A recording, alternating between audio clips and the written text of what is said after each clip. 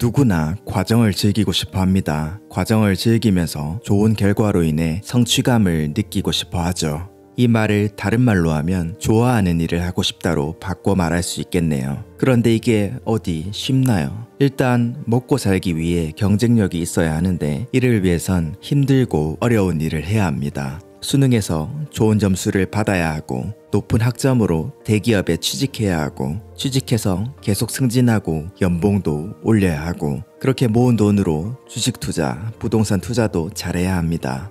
이런 살벌한 사회의 현장 속에선 좋아하는 일을 하고 싶다는 배부른 소리죠. 그래서 그냥 계속 노력하며 버티며 살아갑니다. 이렇게 힘들게 버티다 보면 어느 순간 그냥 지쳐버리죠. 막상 최선을 다한 노력 끝에 목표에 다다랐더니 그 보상이 너무 짧기 때문입니다. 우리는 무엇을 위해 살아가는 것일까요? 힘들게 노력하는 지난한 과정과 짧은 성취의 기쁨을 위해 살아가는 것일까요? 왜 우리는 마지막만 좋아야 할까요? 우리 모두 이런 질문으로 힘들어해야 할까요? 아닙니다. 다행히도 이런 질문에 의문을 가지고 좋은 해결책을 주신 뇌과학자가 있습니다. 바로 스탠포드 대학의 앤드류 후버만 교수입니다. 오늘은 이분의 방법을 통해 왜 우리가 힘들어하는지 이유를 살펴보고 이것을 개선할 수 있는 실용적인 방법을 말씀드리겠습니다. 스탠포드 대학에서 이런 실험을 했습니다. 유치원 아이들이 그림을 그리는 실험이었습니다. 그 아이들은 그림 그리는 것을 원래부터 좋아했습니다. 연구원들은 이 아이들에게 그림을 그릴 때마다 보상을 주기 시작했습니다. 금색 스티커나 아이들이 좋아할 만한 무언가였습니다. 그 후 어느 날 갑자기 스티커를 주지 않기 시작했더니 아이들이 자발적으로 그림을 그리는 경향이 훨씬 낮아졌다는 것을 알게 됐죠. 당연히 그들은 보상도 받지 못했고요. 그림 그리기는 보상을 받기 시작하기 전부터 아이들이 본질적으로 즐거워하던 활동이었음을 주목해야 합니다. 아무도 그림을 그리라고 시키지 않았는데도 말이죠. 또 다른 이야기도 있습니다. 어떤 집 밖에 아이들이 항상 모여들곤 했습니다. 매일 시끄럽게 떠들고 노는 바람에 집주인은 골머리를 앓고 있었죠. 그러다가 묘책을 발견합니다. 매일 오는 아이들에게 돈을 조금씩 주기 시작합니다. 아이들은 좋아했죠. 떠들고 놀 수 있는데 돈도 주니 말입니다. 그러다가 집주인은 매일 주는 돈을 줄이기 시작합니다. 아이들은 기분이 조금씩 나빠졌지만 신나게 놀 수 있었기에 그 집 근처에서 계속 놀았죠. 그러던 어느 날 집주인은 돈을 주지 않습니다. 아이들은 화가 났죠. 왜 돈을 안 주나요? 하면서요. 집주인은 이렇게 말했습니다. 집 사정이 힘들어져서 더 이상 돈을 주기가 힘들어졌단다. 미안하다. 그 이후로 아이들은 오지 않았습니다. 사실 이 두 가지 이야기는 우리가 과정을 힘들어하는 이유를 설명해 줍니다. 보상으로 인한 강렬한 도파민 분비가 과정 자체보다는 결과에 집중하게 만들고 그 결과가 마음대로 되지 않으면 과정도 더 즐기지 못하게 되는 것이죠. 예를 들어 회사에 처음 들어가서 나름 일도 배우면서 재밌게 일하다가 욕심이 좀 생겨서 어떤 과제를 밤도 새면서 열심히 수행해 포상도 받고 승진도 합니다. 그래서 엄청난 도파민 분비를 얻어내죠. 기분이 매우 좋습니다.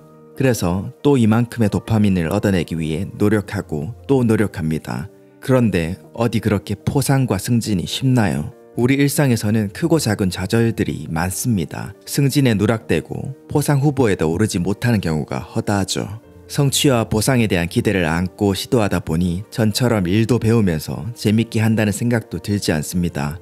이제는 일도 힘들어서 대충 하고 포기하는 게 많아지고 회사에 있는 시간조차 힘들어집니다. 이게 바로 우리가 과정을 힘들게 여기게 되는 이유입니다. 그래서 앤드류 후버만 교수는 이걸 극복하기 위한 방법으로 다음과 같은 것들을 제시합니다. 성취에서 과도한 도파민을 분비시키지 않고 과정 자체에서 도파민이 방출될 수 있도록 뇌를 훈련하라고 합니다. 다시 말하면 성취만 생각하면 과정이 힘들어지기 때문에 과정 자체에서 즐거움을 느끼는 연습을 하라고요. 예로 들면 제가 유튜버니 이렇게 실천할 수 있을 것 같습니다. 첫 번째, 컨텐츠를 만들 때 조회수나 좋아요보다는 좋은 영상을 만드는 과정 자체에 집중합니다. 좋은 내용을 공부하고 습득해서 원고를 작성하는 과정, 명확하게 잘 전달될 수 있게 집중해서 녹음하는 과정, 배운 것을 잘 전달하려고 정성으로 편집하는 과정, 원하는 내용인지 알 수 있게 썸네일로 잘 포장하는 과정, 과정에서 계속 즐거움을 얻고 반복 또 반복합니다. 두 번째, 영상을 제작하고 올렸을 때 조회수가 잘 나왔을 때 특별하게 자신에게 보상을 하지 않습니다. 대신 창작 과정에서 제게 보상할 방법을 찾습니다. 잘 편집한 부분을 감상하거나 작성한 원고에서 배운 것을 다시 일상에 잘 실천하면서 기쁨을 얻습니다.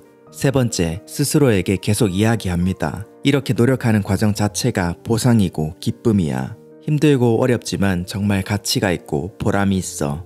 계속 학원처럼 말하는 거죠. 처음에는 뇌를 속이는 것처럼 생각이 드실 수 있지만 이것도 훈련입니다. 이렇게 계속 하다 보면 과정에 집중하면서 도파민을 방출할 수 있는 뇌가 될 수 있다고 합니다. 마지막으로 일을 시작하기 전과 후에 너무 많은 도파민을 주지 않도록 주의합니다. 유튜브 영상을 만들어야 하니 맛있는 거 먹고 힘내서 시작해야지. 유튜브 영상 다 만들었고 조회수도 잘 나왔으니 옷 사러 가야지, 술 마시러 가야지. 이렇게 하기보다는 과정에서 만족을 느끼기 위해 노력하고 이 자체가 보상이 되도록 합니다. 이렇게 계속 하다 보면 뇌가 도파민 시스템을 바꿉니다. 성취에서 많은 도파민을 생성하고 과정에서 낮게 도파민을 유지하는 것이 아닌 과정 자체에서 어느 정도 높은 레벨로 쭉 도파민을 생성할 수 있도록 말이죠. 여러분, 소설가로 유명한 무라카미 하루키를 기억하시나요? 그의 책 직업으로서의 소설가에 이런 내용이 나옵니다. 장편 소설을 쓸 경우 하루에 200자 원고지 20매를 쓰는 것을 규칙으로 삼고 있습니다. 좀 더 쓰고 싶더라도 20매 정도에서 딱 멈추고 오늘은 뭔가 잘 안 된다 싶어도 어떻게든 노력해서 20매까지는 씁니다. 왜냐하면 장기적인 일을 할 때는 규칙성이 중요한 의미를 갖기 때문입니다. 쓸 수 있을 때는 그 기세를 몰아 많이 써버린다. 써지지 않을 때는 쉰다 라는 것으로는 규칙성은 생기지 않습니다.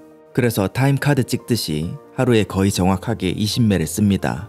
그는 글쓰기를 통해 자기 정화가 된다고 고백할 만큼 그 과정을 즐겁게 하고 있습니다. 그리고 뭔가 기쁜 일이 있다고 큰 보상을 해버리지도 않습니다. 일정하게 루틴을 유지하면서 과정 자체에 집중하려 하죠. 이분은 아마도 성취가 아니라 과정에서 높은 도파민을 유지하는 방법을 몸으로 실천하신 것 같습니다.